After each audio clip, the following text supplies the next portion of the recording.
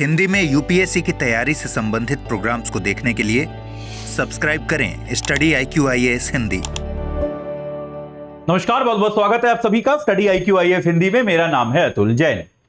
तो हमारे एनसीईआरटी के लेक्चर सीरीज में अब हम आ गए हैं कक्षा 10 के हमारे आखिरी चैप्टर पे, जो है हमारा कक्षा 10 का 5वां अध्याय।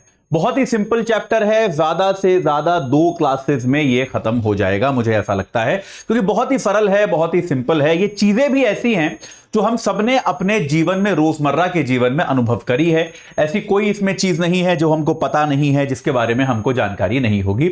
बहुत ही सरल सिंपल सा चैप्टर है। तो आप में से जो लोग शायद अभी अभी इस क्लास से जुड़े हैं, इस सीरीज से जुड़े हैं, तो इस सीरीज में हम इकोनॉमिक्स की जो एनसीईआरटी है आपकी 9th 10th 11th और 12th की, उसमें जो भी यूपीएससी में रेलेवेंट किताबें हैं उनको हम कवर करने की कोशिश कर रहे हैं।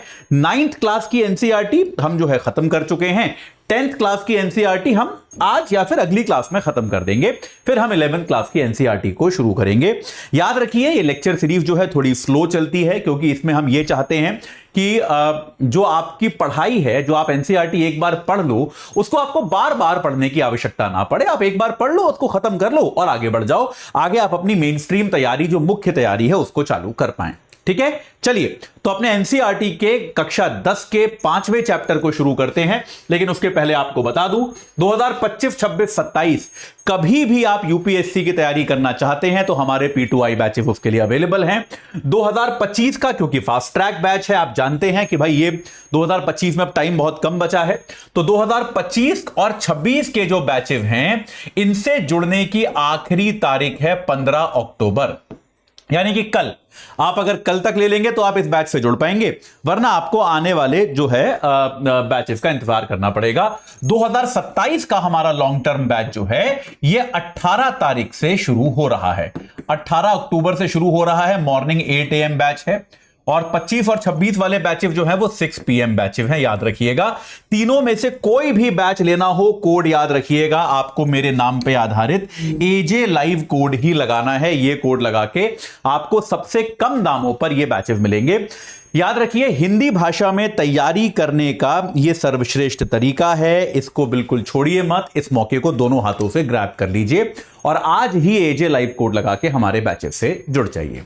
चलिए अब एक बार देखना शुरू करते हैं कि भाई हमारा जो चैप्टर है वो क्या है। तो ये हमारा कक्षा 10 का 5वां अध्याय है, और कक्षा 10 का हमारा 5वां अध्याय जो है वो क्या कहता है, उपभोक्ता अधिकार, यानी कि कंज्यूमर राइट। यार देखो, ये एक ऐसी चीज है जिसमें एक्चुअली हमें किताब देखने की ज्यादा जरूरत नहीं है, कुछ चीजों के अलावा। कुछ चीजें जो है वो किताब से पढ़ाऊंगा, लेकिन बाकी चीजें एक जनरल डिस्कशन ही है। बाजार में हर चीज को एक तो बेचने वाला होता है और एक खरीदने वाला होता है, ये हम जानते हैं। भाई बाजार के अगर हम संबंध देखें, बाजार के रिलेशन देखें, तो बाजार में आमतौर पे 2 तरह के प्लेयर होते हैं। ये क्या है, हमारा लेक्चर 25 है शायद। तो बाजार में जो है 2 तरह के लोग होते हैं। एक क्रेता जो वस्तुओं को बेच रहा है, नहीं माफ कीजिएगा, विक्रेता होता है। विक्रेता जो वस्तुओं को बेचने वाला है, और एक क्रेता जो वस्तुओं को खरीदता है। ठीक है, बाजार में ये 2 लोग होते हैं। और आमतौर पे हर व्यक्ति जो विक्रेता है वो क्रेता भी होता है।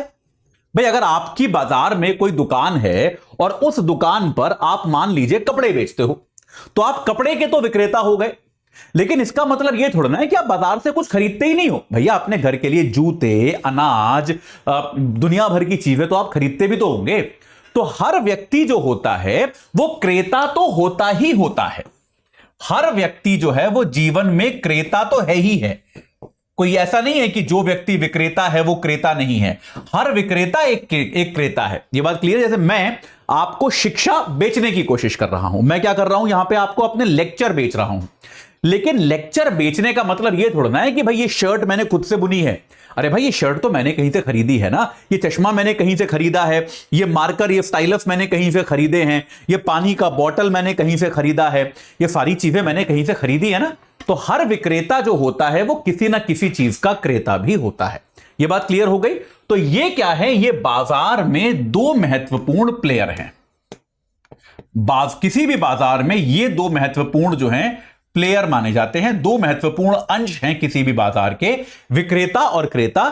जिनमें से याद रखिए, विक्रेता कोई जरूरी नहीं है कि हर व्यक्ति हो, लेकिन क्रेता तो हर व्यक्ति है। गरीब से गरीब आदमी भी यार कुछ तो खरीदता है, अमीर से अमीर आदमी, गरीब से गरीब आदमी कुछ तो खरीदता है। ऐसा कोई आदमी को आप जानते हो जो जिंदगी में कुछ भी नहीं खरीदता? मतलब कतई कोई साधु संत ही होगा जो भाई अपने कपड़े भी खुद बनाता है, अनाज भी खुद बोता है, पानी भी खुद कहीं से लेके आता है, दवाइयां भी अपने खुद कर लेता है। ऐसा कोई साधु संत एक आध व्यक्ति हो तो अलग बात है, लेकिन आमतौर पे जो सामान्य व्यक्ति होता है वो क्रेता तो हर आदमी होता ही होता है। ठीक है, चलिए ये बात तो क्लियर हो गई। ये सिंपल सा रिलेशनशिप आपकी किताब ने आधे पेज में समझाया है, लेकिन ये बात क्लियर हो गई। चलिए, तो अब इसमें क्या है, हां यहां से आगे बढ़ते हैं। तो अब इसमें अब क्या होता है, अक्सर क्या होता है बाजार में, क्रेता और विक्रेता जो हैं ये दोनों, खास तौर पे यहां पे हम बात करेंगे क्रेता की, खरीदने वाले की, क्योंकि खरीदने वाला जो है वो उपभोक्ता है, चैप्टर उसके अधिकारों पर है। तो आमतौर पे क्या होता है कि क्रेता जो है वो अनऑर्गेनाइज्ड है, असंगठित है। भाई आप बाजार से कपड़े खरीदने गए, मैं ये शर्ट खरीदने एक दुकान पे गया, ठीक है, अब मैं कोई समूह बना के थोड़ा ना गया था, 100 लोगों को साथ लेके गया था कि हम 100 के 100 लोग 5 शर्ट खरीदेंगे। मैं अकेला गया, मुझे शर्ट अच्छी लग गई, मेरे साइज में थी और मेरे को दाम ठीक लग गया, सब ठीक लग गया, मैंने खरीद लिया। आप आमतौर पे अपने जीवन में ज्यादातर शॉपिंग ऐसे ही तो करते हो। ऐसी तो बहुत कम चीजें होती है ना जो आप एक ग्रुप के तौर पे खरीदते हो, समूह के तौर पे खरीदते हो। तो आपका क्रेता वर्ग जो है वो क्या है, आमतौर पे असंगठित है। और आपको मैंने पहले अभी पिछले चैप्टर्स में क्या सिखाया है कि जब भी कोई वर्ग असंगठित होता है उसके उत्पीड़न के आसार बढ़ जाते हैं, यह आपको पता है। क्योंकि यार अगर आप असंगठित हो तो आपको ज्यादा अधिकार दिए नहीं जाते। भाई आपको, जैसे आपको मैंने क्या बताया था, ऋण लेने के लिए आप गए असंगठित क्षेत्र से, एक साहूकार से आप ऋण लेने गए, वो आपसे 40% ब्याज लेने लगेगा।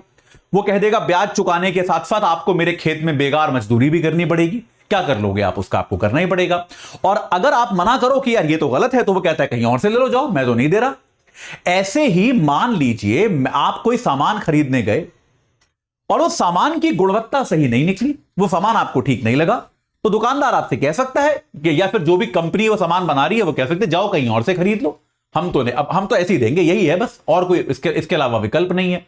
तो कई बार क्या होता है, इस असंगठित नेचर के कारण व्यक्ति को, क्रेता को उत्पीड़न का सामना करना पड़ता है। यह बात समझ में आई कि नहीं आई? उत्पीड़न का सामना करना पड़ता है। आप कोई सामान लेकर आए, वो खराब निकल गया, अब आप क्या करोगे? आप दुकानदार के पास जाओगे, दुकानदार कहेगा मैं तो कुछ नहीं कर सकता भैया, जो है यही है, रख लो इसको, जाओ। ऐसा कितने बार लोगों के साथ हुआ है, हम सबके साथ जीवन में ऐसी घटनाएं हुई है कि नहीं हुई है?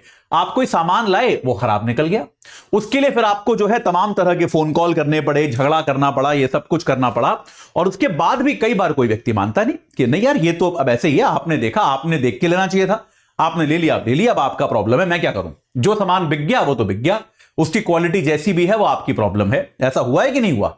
लेकिन क्या ये सही बात है? क्या ये उचित तरीका है?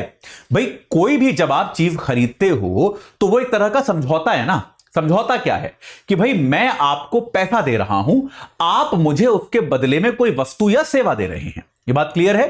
तो यार अगर मैंने आपको पैसा पर्याप्त दिया है, पूरा दिया है, तो वह वस्तु या सेवा भी तो मेरे को पूरी मिलनी चाहिए। वो वस्तु या सेवा आधी अधूरी या खराब गुणवत्ता वाली क्यों मिलनी चाहिए भाई? बात सही है कि नहीं है?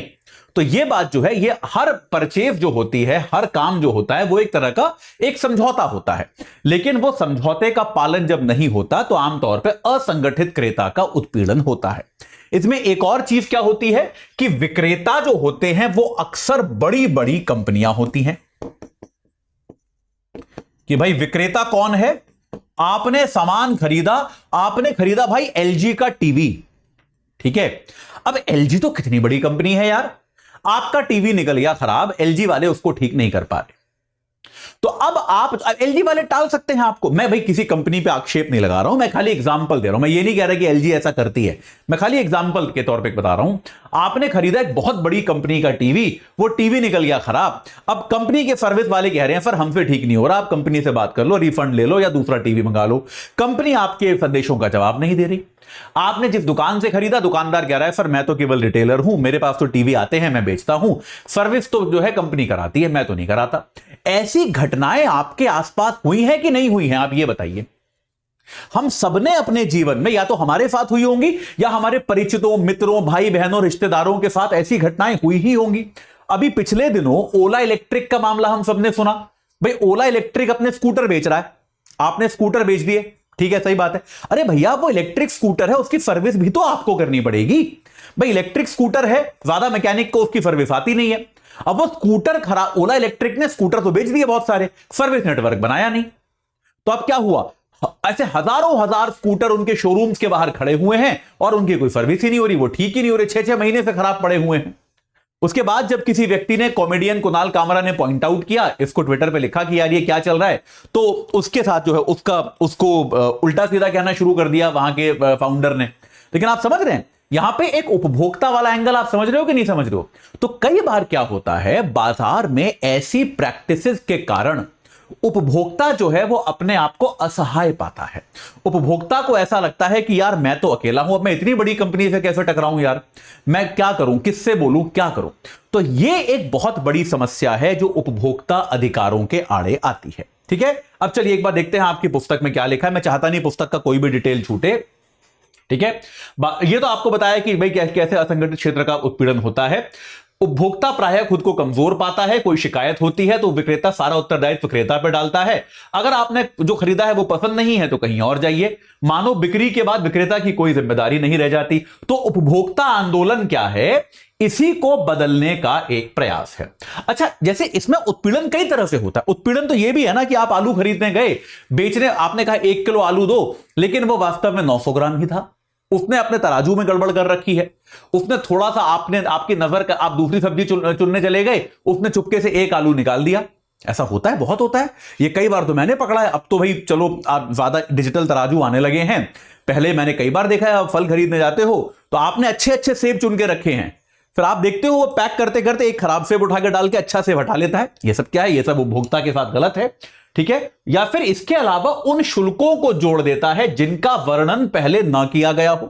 कि आपको बताया गया कि बर्गर है 25 रुपए का, आप जब पेमेंट के लिए गए तो उन्होंने बोला सर 32 रुपए लगेंगे। आपने कहा 32 रुपए किस बात के यार, हर जगह पोस्टर लगा हुआ है 25 रुपए का बर्गर, सर इस पे इतना सर्विस चार्ज, इतना ये चार्ज, इतना ये वाला फलाना टैक्स, दिमाग टैक्स, ये सब होता है, ये हम जानते हैं ये सारी चीजें। तो भाई ये भी तो एक तरह से गलत है। जब आपने मुझे खरीदने के टाइम पर बताना चाहिए था ना भाई कि कितना टैक्स है। ये आमतौर पे होता है कि नहीं होता? तो आजकल भी होता है, तो अभी भी चल रहा है। जोमैटो पे अगर आप खाना ऑर्डर करिए, आपको दिखेगा कि भाई ये वाला जो मान लो बर्गर है 150 रुपए का है, आप उसे कार्ट में ऐड करो, वो सडनली 225 रुपए का पेमेंट मांगने लगता है आपसे। कि भले डिलीवरी फ्री हो, अगर डिलीवरी फ्री भी कर लो आप, तो भी उसके बाद भी वो कहता है कि इतने रुपए टैक्स, इतने रुपए हैंडलिंग चार्ज, प्लेटफॉर्म चार्ज। अरे यार ये क्या मजाक है? तो आपको पहले बताना चाहिए था ना। तो आप 150 रुपए क्यों दिखा रहे हो? अगर उस बर्गर के मुझे 250 रुपए देने पड़ेंगे तो आपने उसे 150 रुपए क्यों लिफ्ट किया हुआ है? ये तो होता है, अभी भी होता है हमारे पास, ठीक है। तो इसमें क्या क्या समस्याएं हैं, कुछ खास तरह की समस्याएं, इनको हम लिख लेते हैं कि उत्पीड़न के प्रकार क्या हैं इसमें। कम तोल, ठीक है, एक तो कम तोला गया। इसके अलावा खराब गुणवत्ता, एक हम कहते हैं छिपी हुई कीमत, हिडन चार्जेस, कि जो आपको पता है उससे अलग कुछ छिपी हुई कीमत जो है उत्पाद की होती है। तो इस तरह की चीजें जो हैं वो आपको अक्सर किसी न किसी चीज पर देखने को मिल जाती है, ये आपको अक्सर देखने को मिल जाता है।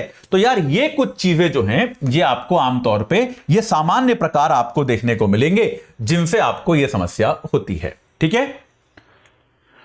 हां जी, जब उत्पादक थोड़े और शक्तिशाली होते हैं और उपभोक्ता बहुत मतलब कम मात्रा में खरीदारी करते हैं या बिखरे हुए होते हैं तो बाजार उचित तरीके से कार्य नहीं करता है। देखिए, अच्छा एक और तरीका जो बहुत कॉमन है वो है गलत विज्ञापन, जिसको लेकर आजकल बहुत अवेयरनेस अब फैल गई है। गलत विज्ञापन, भाई गलत विज्ञापन जो है वो भी एक प्रकार का उपभोक्ता के साथ धोखाधड़ी है कि नहीं है? यार गलत विज्ञापन पर तो मैं अभी भी कहता हूं कि भारत में कुछ खास नियम है नहीं, ये बात सही है। आप किसी भी कोल्ड ड्रिंक का विज्ञापन उठाकर देख लीजिए, किसी भी कोल्ड ड्रिंक में क्या है? वो शक्कर है, वो चीनी है और कुछ नहीं है। दिखाते क्या है? कोल्ड ड्रिंक पिया व्यक्ति ने, अचानक से वो बाइक उड़ाने लगा, वो तेज भागने लगा। ये तो है कि नहीं है? ये सब बात सही है कि नहीं है? कोई एविडेंस है? कोई तरीका है ये सिद्ध करने का?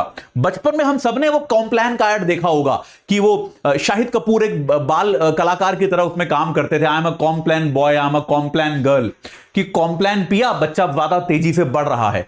कोई एविडेंस नहीं है इसका, किसी स्टडी में सिद्ध नहीं हुआ आज तक कि कॉम्प्लान पीने से बच्चे की लंबाई ज्यादा बढ़ेगी। बेटा आपको जान के हैरानी होगी कि बहुत सालों तक दुनिया भर में कुछ ऐसे बेबी प्रोडक्ट थे जो ये अपने डब्बे, जो अपने विज्ञापन में ये कहते थे कि हमारा बेबी प्रोडक्ट जो है वो मां के दूध से भी बेहतर है, हमने वैज्ञानिक तरीके से बनाया है, ये मां के दूध से बेहतर है। बहुत वर्षों तक उन्होंने ये बोल के बेचा। फिर जब इसके खिलाफ डॉक्टरों ने कहा, लोगों ने कहा कि यार ये क्या मजाक है, कौन सी स्टडी है भाई, ये कैसे आपने बनाया बताओ, कोई इसको सिद्ध तो कर नहीं पाए। तो बेटा दशकों लंबी लड़ाई लड़नी पड़ी ये कहने के, उनसे ये लिखवाने के लिए, कि उनसे ये मनवाने के लिए इस बात को कि हां हमारा उत्पाद मां के दूध से बेहतर नहीं है। और अब तो खैर ये नियम है, कानून है कि आप अगर बेबी प्रोडक्ट खरीद के भी लाओगे कोई, तो उस पर लिखा होगा कि बच्चों के लिए मां का दूध ही सर्वोत्तम आहार है। ठीक है। सिगरेट पर बहुत वर्ष आप अभी हम देखते हैं हर सिगरेट पे लिखा होता है स्वास्थ्य के लिए हानिकारक है वगैरह वगैरह। आपको पता है दशकों लगे बेटा सिगरेट कंपनियों से यह बात मनवाने को कि इससे कैंसर हो सकता है, मानने को तैयार नहीं थे वो। लिखना तो छोड़ो दूर की बात, वो मानने को तैयार नहीं थे कि सिगरेट स्वास्थ्य के लिए हानिकारक है। दशकों लंबी कानूनी लड़ाई के बाद दुनिया के देशों में सिगरेट कंपनियों ने इस बात को स्वीकारा कि हां भैया सिगरेट पियोगे तो स्वास्थ्य खराब होगा। उसके पहले वो सिगरेट को यह बोल के बेचते थे कि ये तो शक्तिशाली पुरुषों की निशानी है कि वो सिगरेट पीते हैं। उसके बाद जब आलोचना होनी शुरू हुई, मेडिकल स्टडी आनी शुरू हुई कि भैया सीधा सीधा कोरिलेशन है, जो लोग सिगरेट ज्यादा पीते हैं उन्हें कैंसर ज्यादा होता है, जो लोग सिगरेट कम पीते हैं या फिर नहीं पीते उन्हें कैंसर कम होता है। तो उसके बाद जो है ये परिवर्तन आने शुरू हुए। तो आप समझ रहे हैं गलत विज्ञापन, आजकल गलत विज्ञापन में कोचिंग इंस्टीट्यूट्स का बड़ा नाम चलता है। आप भाई यूपीएससी या आईआईटी जेईई या इस तरह के एग्जाम्स में आप देख लीजिए, आप जोड़ना शुरू कर दीजिए भाई, ऐसे ऐसे संस्थान है बेटा, मैं आपको क्या बताऊं यूपीएससी में जो ये विज्ञापन करते हैं, जो 1000 लोग सेलेक्ट होते हैं वो ये विज्ञापन करते हैं कि 350 हमारे बच्चे सेलेक्ट हुए हैं। यार मतलब आपको लगता है ये पॉसिबल है? मतलब लॉजिकली सोच के देखो, 1000 में से 350 बच्चे, 400 बच्चे, एक आध इंस्टीट्यूट का मैंने देखा 500 बच्चे, 1000 भी पूरे सिलेक्शन नहीं हुए थे, 900 सिलेक्शन हुए थे, उनमें से 500 हमारे बच्चे हैं। कोई इंस्टीट्यूट ये क्लेम कर रहा है। अरे क्या पूरे भारत में आपके अलावा कहीं से सिलेक्शन ही नहीं हुए क्या? क्या मजाक है? तो इसको लेके अभी आपने हाल ही में सुना होगा बहुत सारे यूपीएससी के कोचिंग संस्थानों पे, मैं नाम नहीं ले सकता उनके क्योंकि हमारे कॉम्पिटिटर्स हैं उनमें से कई सारे, उन पर कुछ कुछ लाख रुपए के फाइन लगाए हैं सरकार ने कि भाई ये क्या चल रहा है, आप इतने गलत विज्ञापन क्यों दे रहे हैं। तो ये जो है ये गलत विज्ञापन भी एक प्रकार का जो है उत्पीड़न है, ये ग्राहक का उत्पीड़न है। आप उसे गलत भ्रामक सूचना दे रहे हो, उसे मिसगाइड कर रहे हो और गलत सूचना के आधार पर आप उससे अपना उत्पाद खरीदने को कह रहे हो, जो कि उचित नहीं माना जा सकता। ये बात स्पष्ट हो गई। तो ये कुछ प्रकार हैं, आप और प्रकार भी इसमें डाल सकते हैं। ठीक है, तो ये कुछ प्रकार हैं जिसके जरिए आप ग्राहक का उत्पीड़न आमतौर पे कर सकते हैं। ठीक है, चलिए तो अब क्या हुआ, देखिए उपभोक्ता आंदोलन की अगर हम बात करें तो ये क्या हुआ कि उपभोक्ताओं में इसको लेकर असंतोष तो था कि यार आपने सामान खरीदा वो अच्छा नहीं निकला, अब आपकी कंप्लेन है, आपको उस कंप्लेन को कोई रिजॉल्व नहीं कर रहा है, उसका कोई निपटारा नहीं कर रहा है। उपभोक्ताओं में इस बात को लेकर नाराजगी तो बेहद थी, इसमें कोई डाउट नहीं है। लेकिन करें तो क्या करें भाई, नाराजगी का क्या कर लोगे आप? नाराज तो है उपभोक्ता, लेकिन नाराजगी से तो प्रॉब्लम सॉल्व नहीं होती। तो उसके बाद क्या हुआ, धीरे धीरे ये चर्चा चलनी शुरू हुई कि उपभोक्ताओं को जो है उनको शोषण से बचाने के लिए कुछ ना कुछ कानूनी व्यवस्था जो है बनानी पड़ेगी। उसके पहले क्या था, आर्थिक व्यवस्था मानी जाती थी कि भैया कोई कंपनी है, तो अभी भी कहते हैं ना यार कोई कंपनी है, अगर वो अच्छी सर्विस नहीं देगी तो लोग जो है वो उसका सामान नहीं खरीदेंगे, लोग अपने आप खरीदना बंद कर देंगे उस ब्रांड का सामान। भाई आपने एक ब्रांड से सामान खरीदा, उसका सामान बढ़िया नहीं मिला, सर्विस अच्छी नहीं लगी, तो आप आगे कभी नहीं खरीदोगे, बात खत्म हो गई। तो बाजार इसकी देखभाल कर लेगा, जो कि कुछ हद तक करता भी है, मैं मना नहीं कर रहा हूं। बाजार खराब सर्विस की देखभाल करता है बहुत बार कि भाई जैसे हम सबके जीवन में हुआ है ना यार, हमने एक कंपनी का सामान खरीदा, हमारा बढ़िया नहीं निकला, तो या हमको उसकी डिस्प्यूट रेजोल्यूशन जो है अच्छी नहीं लगी तो हम दोबारा जाते हैं उधर? कभी नहीं जाते यार। दुकानदार का देख लो ना यार, आप दुकानदार से सामान खरीदते हो, जो दुकानदार बदतमीजी से बात करता है, अच्छा आचरण नहीं करता, कहां जाते हैं उसकी दुकान पे दोबारा? कभी नहीं जाते यार, है ना। मतलब बहुत सीधी सीधी बात है। लेकिन क्या इसका मतलब यह है कि यह पर्याप्त है? तो इस बात को समझिए। तो पॉइंट यह है कि यह पर्याप्त नहीं होना चाहिए। उपभोक्ताओं को कुछ कानूनी कवर भी मिलना चाहिए कि जो उनसे वादा किया गया था, अगर वो पूरा नहीं हुआ तो वो कानून का सहारा लेकर भी अपनी समस्या का निपटारा कर पाए। ठीक है। तो संस्थाओं को तो ऐसे क्या हुआ, तो इस कारण से क्या हुआ, लोगों में जागरूकता लाने की बात की गई। पूरे भारत और पूरे विश्व में बहुत समय लग गया। और भारत में जो उपभोक्ता आंदोलन का जन्म हुआ, यह अनैतिक और अनुचित व्यवसाय से उपभोक्ताओं की रक्षा करने के कारण हुआ। तो 60 के दशक में, तो उपभोक्ता आंदोलन की अगर हम शुरुआत देखें भारत में, तो 60 के दशक में आपको इसकी शुरुआत होती नजर आएगी। उपभोक्ता आंदोलन जो है अगर आप देखें तो यह 60 के दशक में भारत में कुछ हद तक शुरू हुआ। इसके बारे में बात होनी शुरू हुई कि भाई हम जो है उपभोक्ता आंदोलन कुछ करेंगे। बेसिकली आंदोलन क्या है, उपभोक्ताओं को एकजुट करेंगे, एक ऐसा फोरम, एक ऐसा मंच बनाएंगे जिस पर उपभोक्ता अपनी शिकायत, अपनी कंप्लेन, अपनी समस्याएं बता सकता है और उनका आसानी से निराकरण किया जाएगा। ठीक है। 70 का दशक आते आते उपभोक्ताएं, संगठन, संस्थाएं जो हैं, ये वृहद स्तर पे उपभोक्ता अधिकार संबंध, कितनी हिंदी लिखते हैं यार ये लोग, उपभोक्ता अधिकार से संबंधित आलेखों के लेखन व प्रदर्शनी का आयोजन करने लगे, वगैरह वगैरह। मतलब बेसिकली क्या हुआ, 60 के दशक में बनना शुरू हुआ, 70 के दशक तक आते आते ये और सशक्त हुए और इस बात को लेकर आर्टिकल्स लिखे जाने लगे। 70 के दशक में क्या हुआ, ये 60 के दशक में प्रारंभ हुए। ठीक है। 70 के दशक में ये सशक्त हुए और सशक्त होने के कारण इन्होंने क्या किया, इन्होंने बहुत सारे अखबारों में आर्टिकल्स लिखे, पैम्फलेट्स बांटे, नाटक इत्यादि, प्रदर्शनी, विज्ञापन वगैरह देने शुरू किए कि भाई उपभोक्ता जो है वो अपने अधिकारों को पहचाने और अपने अधिकारों को जो है प्रयोग करना शुरू करे। इस तरह की चीजें जो हैं 70 के दशक में आपको शुरू होती हुई नजर आएंगी। भारत में 70 के दशक में यहां पर जो है ये करना शुरू किया गया और भारत में उपभोक्ता दलों की संख्या में भारी वृद्धि हुई। ऐसे बहुत सारे संगठन बने जो कि उपभोक्ताओं की मदद करने के लिए आतुर रहने लगे, उपभोक्ताओं की सहायता करने लगे।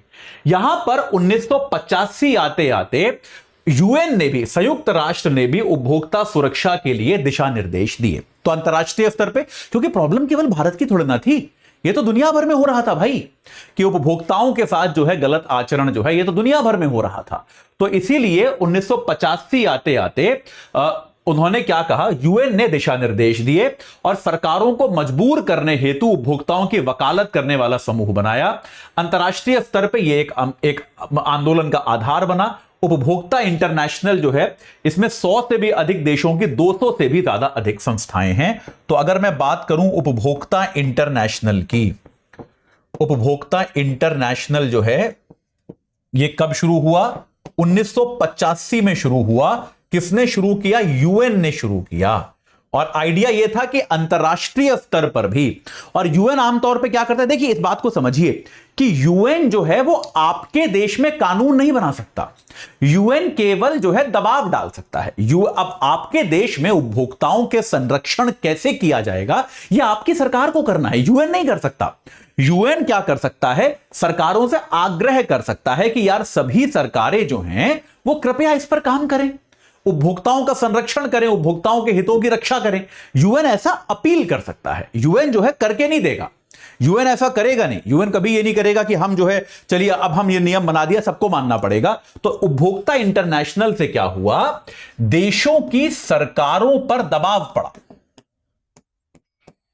देशों की सरकारें जो हैं इन सरकारों पर दबाव बना, इन सरकारों पर जो है दबाव डाला गया और भाई कि ये अपने लिए यहां नियम बनाए, ये अपने यहां नियम बनाए, किसी भी फॉर्म में बनाए, किसी भी तरीके से बनाए जिससे उपभोक्ताओं के जो अधिकार हैं उनकी रक्षा की जा सके। ऐसे नियम ये सरकारें बनाएं। ये जो है आपका यूएन का जो उपभोक्ता इंटरनेशनल है उससे शुरू हुआ। 1985 में यूएन ने यह संगठन बनाया, यह संस्था बनाई, अंतरराष्ट्रीय संस्था है, लगभग सभी देश इससे जुड़ गए। ठीक है। और इसके कारण 1986 में भारत सरकार, भारत उन कुछ देशों में से बना जिन्होंने उपभोक्ताओं के संरक्षण के लिए कानून बनाया। और यह क्या कानून है? उपभोक्ता सुरक्षा अधिनियम। तो आखिरकार भारत ने क्या बनाया? 1986 में भारत ने उपभोक्ता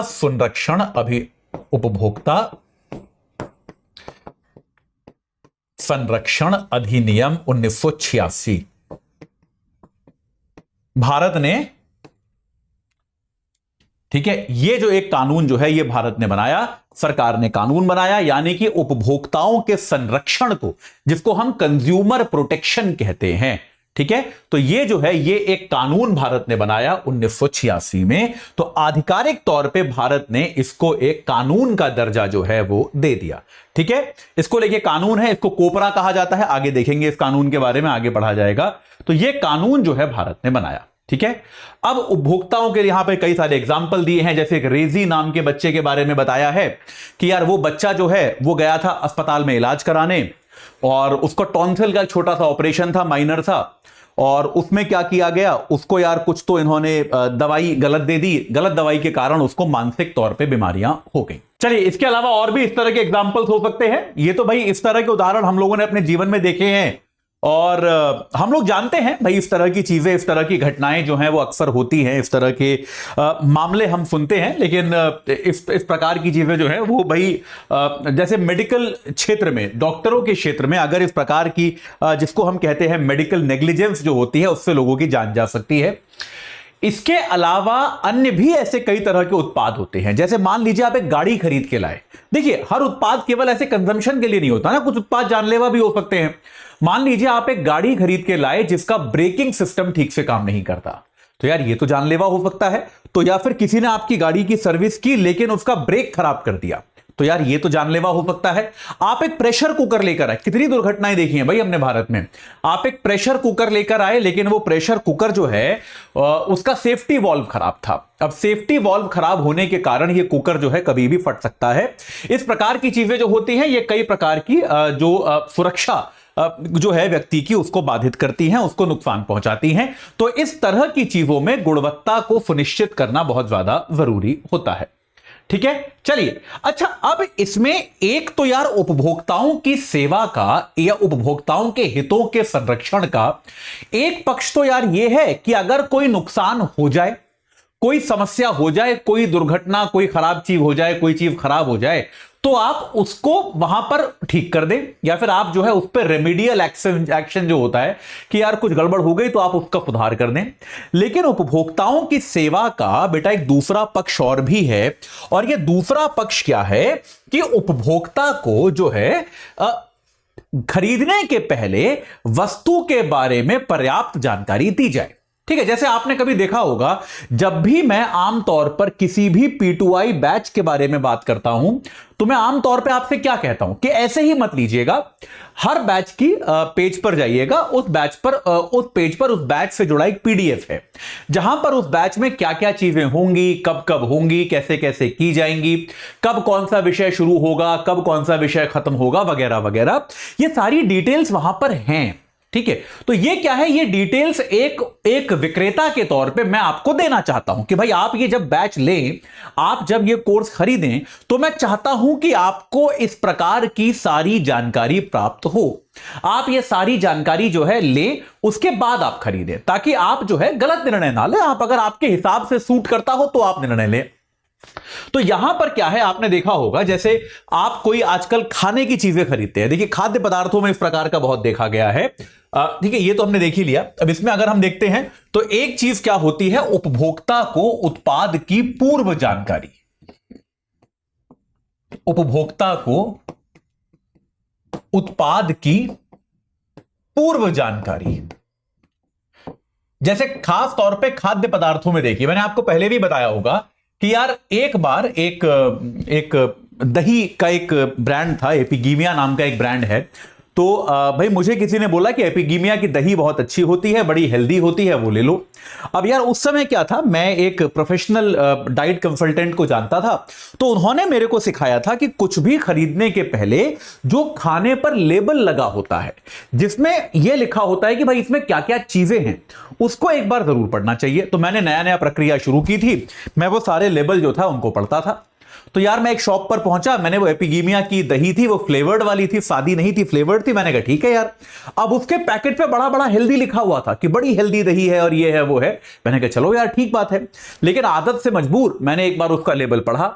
तो बेटा उसके लेवल पे लिखा हुआ था कि अगर वो मेरे ख्याल से 90 ग्राम का डब्बा था, 90 ग्राम के डब्बे में 18 ग्राम चीनी थी। यानी कि उस दही को स्वादिष्ट बनाने के लिए उन्होंने 90 ग्राम के डब्बे में 18 ग्राम चीनी डाली है। अब देखिए लेबल के एक तरफ उन्होंने टेस्टी, हेल्दी ये सब लिखा हुआ है, लेकिन ये कहां से हेल्दी है भाई? जब उसमें 20% चीनी है, 20% उसमें शुगर है, तब वो हेल्दी तो नहीं ही है ना यार, इसमें तो कोई डाउट नहीं है।